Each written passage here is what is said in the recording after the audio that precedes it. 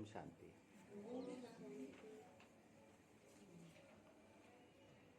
शिव बाबा आत्मा को व्यक्तित्व और अस्तित्व प्रदान करने वाले, आत्मा को व्यक्तित्व और अस्तित्व प्रदान करने वाले। कहाँ पर?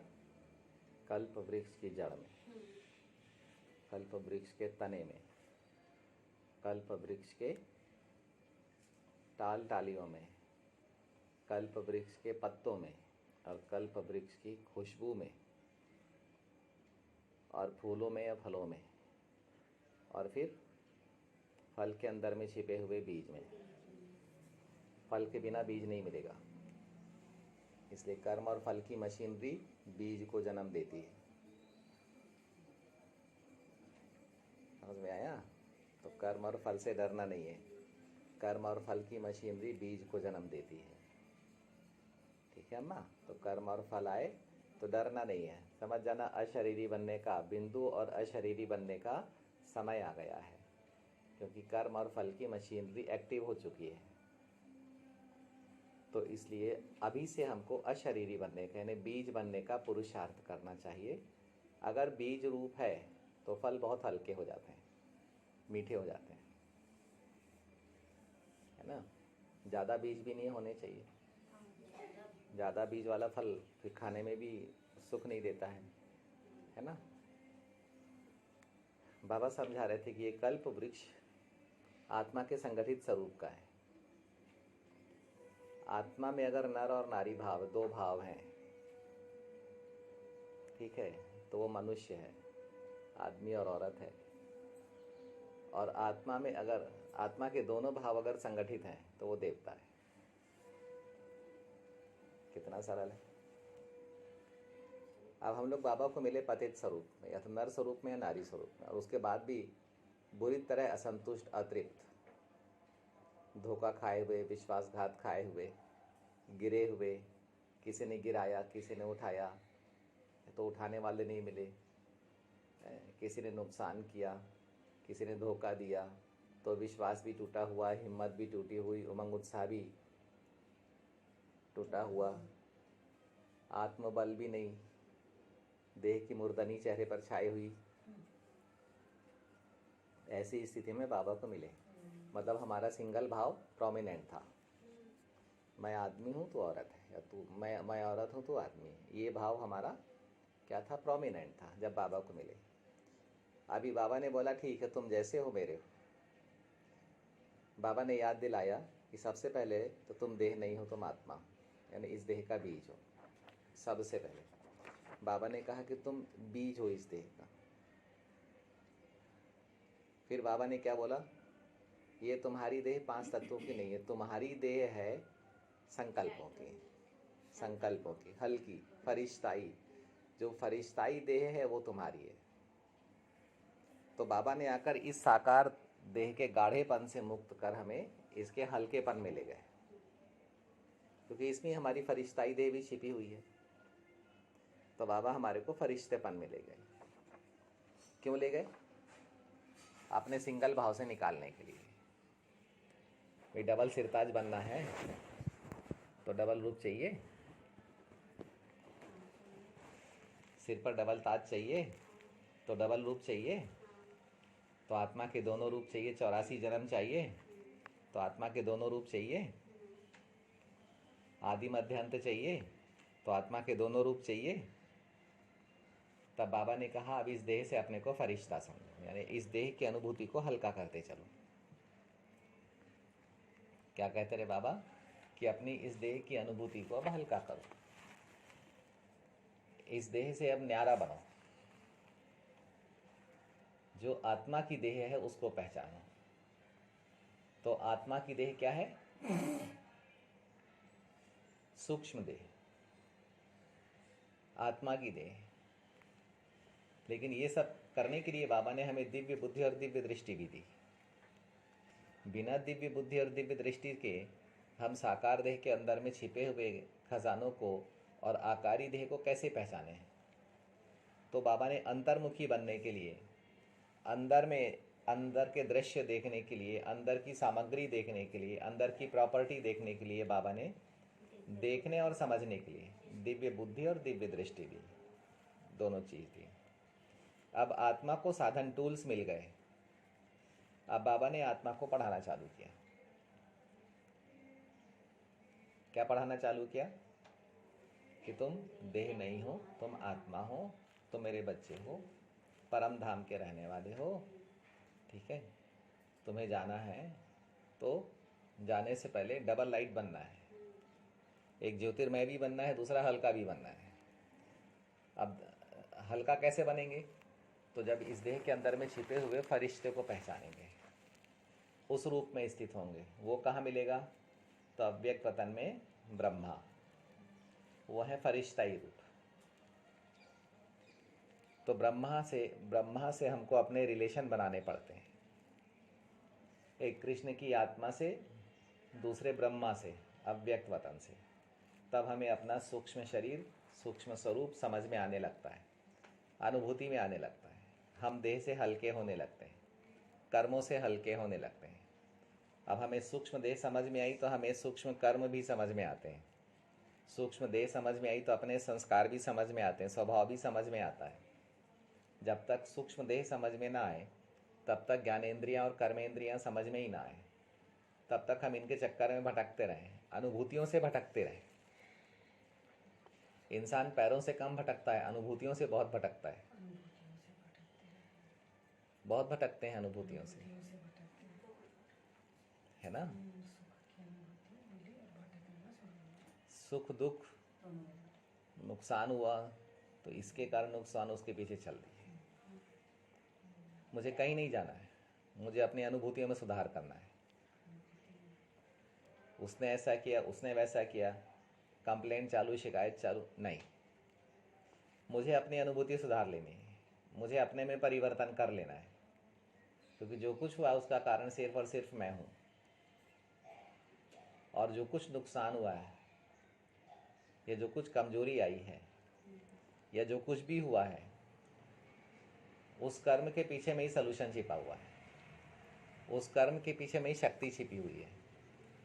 तो उस कर्म पर विजय पा लेना है।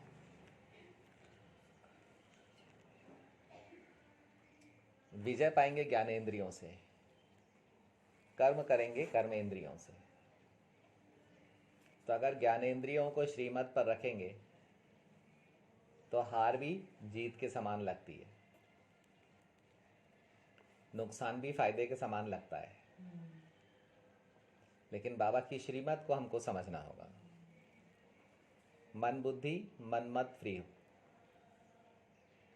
उसके लिए मन को देह का अभिमान नहीं होना चाहिए।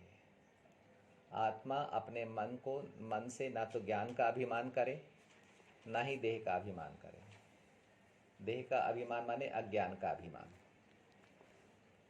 और ज्ञान का अभिमान तो हम समझते हैं। तो बुद्धि का अभिमान भी नहीं आना चाहिए कि मैं बहुत बुद्धिवान हूँ, मैं बहुत ज्ञानवान हूँ। जहाँ अभिमान आया तो देह अभिमान की मशीनरी तत्काल काम करने लगती है और समाप्त होने लगता है। अभिमान में जो कुछ है समाप्त होने लगता है, आत्म अभिमान में निर्माण होने लगता है। ठीक है? और जो निरहंकारी अवस्था होती है उसमें सब कुछ है, लेकिन अहंकारी अवस्था में माया मिलेगी, विकार मिलेंगे, छीछी मिलेगा। तो इसलिए बाबा कहते हैं कि अपने स्थूल स्वरूप से दूर चलो अब, क्योंकि अब तुमको इस देह में रहना नहीं है। तो स्थूल से दूर, ठीक है, शूद्र तो स्थूल है, तो स्थूल से दूर वैश्य, ठीक है, स्थूल से दूर, ये वर्तमान स्थूल देह से दूर क्षत्रिय, इस वर्तमान स्थूल देह से दूर देवता 5000 साल दूर, और इस स्थूल देह से दूर फरिश्ता, फरिश्ता अव्यक्त वतन में सीधा। ठीक है? अब अगर हम फरिश्ते रूप को धारण करते हैं या उसको, उसकी स्टडी, उस पर वर्कआउट करते हैं, तो हमारे को अपना वो रूप मिलता है जहाँ पर जाके आत्मा के दोनों रूप, मेल और फीमेल दोनों रूप जाकर एक हो जाते हैं। तो नर और नारी रूप अगर एक हैं तो वो देवता बन जाती है, आत्मा देव शरीर पहन लेती है। और अगर एक रूप का अभिमान है, मैं नारी हूँ या मैं नर हूँ, या मैं मेल हूँ या मैं फीमेल हूँ, अभिमान है, यानी ये अनुभूति कि मैं मेल हूँ या मैं फीमेल हूँ, तो ये भी एक किसी अभिमान में आकर कोई कमज़ोर हो जाता है और अभिमान में आकर कोई दबंग हो जाता है। अभिमान में आकर कोई उदास हो जाता है, अभिमान में आकर कोई उल्लास में आ जाता है, अभिमान में आकर कोई अमीर हो जाता है, अभिमान में आकर कोई गरीब हो जाता है। ये अभिमान की फीलिंग्स हैं। अभिमान के में आके किसी में मैं जाग जाता है, किसी में मेरा जाग जाता है, किसी को मेरा का अभिमान आ जाता है, किसी को मैं का अभिमान आ जाता है। जो कुछ हूँ मैं हूँ और बाकी दूसरा तो कोई है ही नहीं। ठीक है, तब बाबा समझाते हैं कि अपने संगठित रूप को अब फील करना है, क्योंकि हम अगर नर या नारी हैं तो मनुष्य हैं, और अगर हम दोनों हमारे रूप संगठित हैं तो अगर हम दो हैं तो मनुष्य हैं, अगर एक हैं तो देवता है। तो बाबा कहते हैं मनुष्य से देवता किए करत न लागी वार। 1 सेकंड में मनुष्य, 1 सेकंड में देवता, 1 सेकंड में आधा, 1 सेकंड में पूरा। देवता माने पूरा, देवता माने 84 जन्म, और मनुष्य माने आधे जन्म,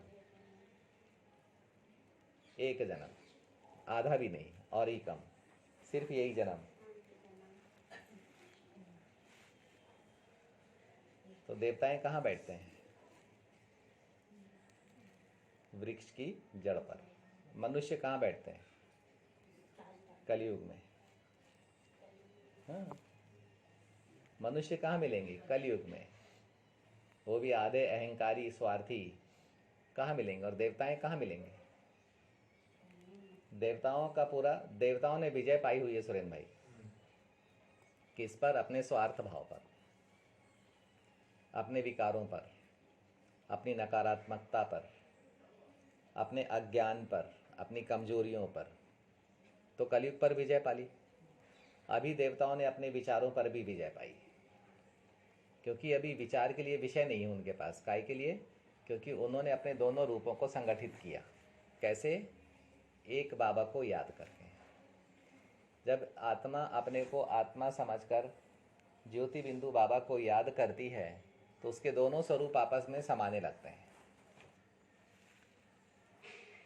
उसके दोनों स्वरूप आपस में समाने लगते हैं और फरिश्ताई रूप में समाते जाते हैं दोनों स्वरूप।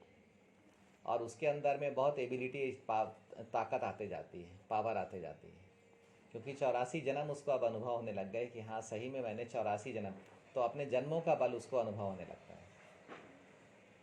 और देवता अर्थात जिनके संस्कारों में 84 जन्म, 5000 साल आदि मध्य अंत छुपा हुआ है। बहुत ऊंचाई है देवताओं में। देवताएं साधारण नहीं होते, इसीलिए पूज्य होते हैं। मतलब देवताओं की पर्सनालिटी की और देवताओं के अस्तित्व की, एग्जिस्टेंस की, मनुष्य और विज्ञान कल्पना भी नहीं कर सकता, सोच भी नहीं सकता। देवताओं में और मनुष्य में क्या अंतर है, देवताएं क्यों पूज्य हैं, ये बात सोच भी नहीं सकता, चाहे कोई बड़े से बड़ा वैज्ञानिक ही क्यों ना हो। तो ये एक बहुत बड़ी बात है। तो हमारे को अब बाबा कहते हैं कि अपने को 2 से 1 बनाना है, मनुष्य से देवता बनाना है। और देवता बनाने के लिए हमारे पास में क्या क्या है? अपना स्थूल तन भी है, दिव्य बुद्धि भी है, दिव्य दृष्टि भी है, और ब्रह्मा बाबा भी है, बाप दादा भी है। तो अव्यक्त वतन में अपने संपूर्ण स्वरूप में बैठकर अपनी 84 जन्मों को देखना है। अपना संपूर्ण स्वरूप कहाँ मिलेगा? ब्रह्मा में। तो बाप दादा हैं वहाँ पर, तो अपने संपूर्ण स्वरूप में बैठना है जाकर, और वहाँ से देखना है कि सतयुग में मैंने 8 जन्म लिए, त्रेता में मैंने 12 जन्म लिए, द्वापर में मैंने 21 जन्म लिए, कलयुग में मैंने 42 जन्म लिए, है। मैंने देवताओं के साथ भी पार्ट प्ले किया, क्षत्रियों के साथ भी पार्ट प्ले किया, वैश्यों के साथ भी पार्ट प्ले किया, शूद्रों के साथ भी पार्ट प्ले किया, और अब पूरा एक जन्म भगवान के साथ बिता रही हूँ। अभी वर्तमान में भगवान के साथ जी रही हूँ। जिनको संसार ढूंढता है, पूजा करता है, खोजता है, आंख बंद करके जिनको समझने की कोशिश करता है, मैं उनके साथ जी रही हूँ। उनके साथ सोती हूँ, उठती हूँ, खेलती हूँ, कूदती हूँ, मनोरंजन करती हूँ, खजाने लेती हूँ, योग करती हूँ, उनसे पावर लेती हूँ, उनको समझती हूँ, और वो मुझे समझते हैं। समझते हैं बाबा आपको कि नहीं समझते? पक्का? तो एक भाव में अपने को स्थापित करना है, दो भाव से दूर जाना है। ठीक है? तो अगर हम आत्मा अगर एक है, ज्योति बिंदु के रूप की साधना कर रही है, तो उसके दोनों स्वरूप 84 जन्म संगठित होते चले जाएंगे। उसके 84 जन्मों की सीढ़ी बिखरी हुई नहीं होगी। उसको इधर उधर नहीं कूदना पड़ेगा कि 8 सीढ़ियाँ पड़ी हैं राइट साइड में, 12 सीढ़ियाँ पड़ी हैं लेफ्ट साइड में, तब राइट से लेफ्ट में कूदे। फिर 21 सीढ़ियाँ पड़ी हैं राइट साइड में, तो फिर लेफ्ट से राइट में कूदे। और 42 सीढ़ियाँ पड़ी हैं फिर से राइट साइड में, तो फिर लेफ्ट से राइट में कूदे। या राइट से तो लेफ्ट राइट नहीं करना है, अभी सीधे चढ़ना, सीधे उतरना, और फिर लिफ्ट। ठीक है? तो 4 युग नहीं, एक कल्प।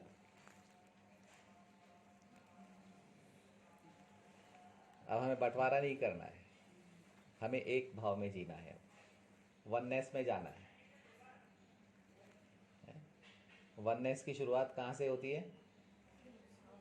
ड्रामा में सबका अपना अपना पार्ट है, लेकिन योग में हम सब एक जैसे हैं। ज्योति बिंदु, आत्मा आत्मा, भाई भाई, कोई बहन है क्या?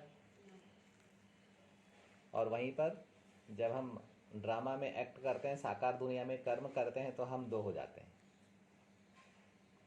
हमारे दो रूप काम करते हैं। यानी अगर कर्म करना है आपको, तो अपने आधे रूप में, यानी मेल या फीमेल रूप में आना पड़ेगा। तो सबका अपना अपना पार्ट हो गया, सब बट गए सब। सबका नाम अलग, सबका धाम अलग, सबका रूप अलग, सबके कर्म अलग, सबकी सोच अलग, सबकी अनुभूति, स्वभाव, संस्कार अलग।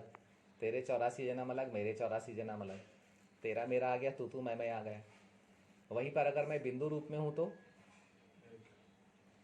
वननेस में आ गए। तो अभी बाबा बोलते हैं कि हमें वननेस की ओर चलना है, हमें देह से फरिश्तेपन की ओर चलना है। फरिश्ता भी कहाँ से आते हैं?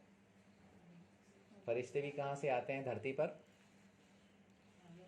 अव्यक्त वतन से। वो कहाँ है? समय के चक्र के ऊपर। ठीक है? कितना समय है जो हर आत्मा को 5-5 हजार साल मिले? हर ब्राह्मण आत्मा को 5-5 हजार साल मिले हुए। कुल समय कितना है? यह समय का स्वभाव कैसा है कि 9 लाख आत्माओं को 5-5 हजार साल मिले,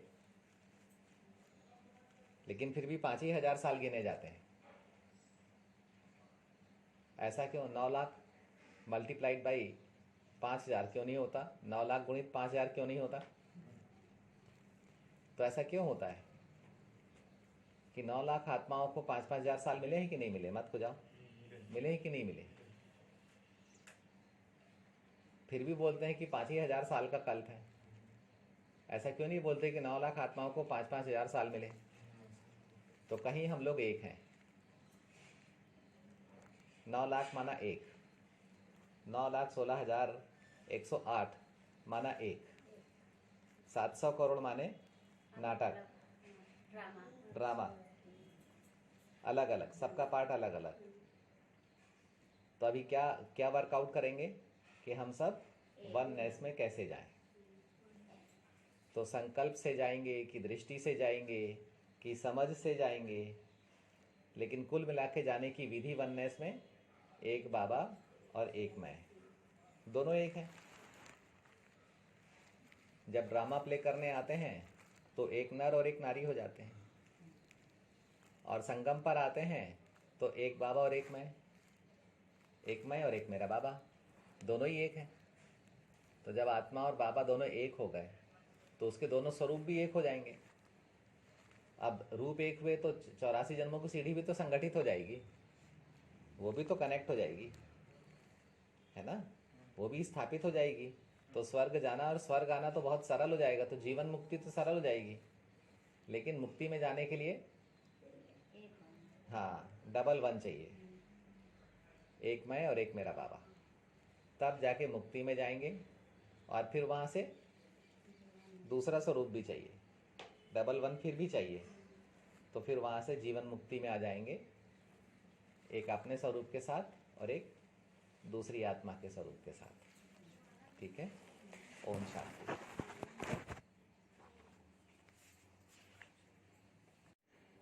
ओम शांति।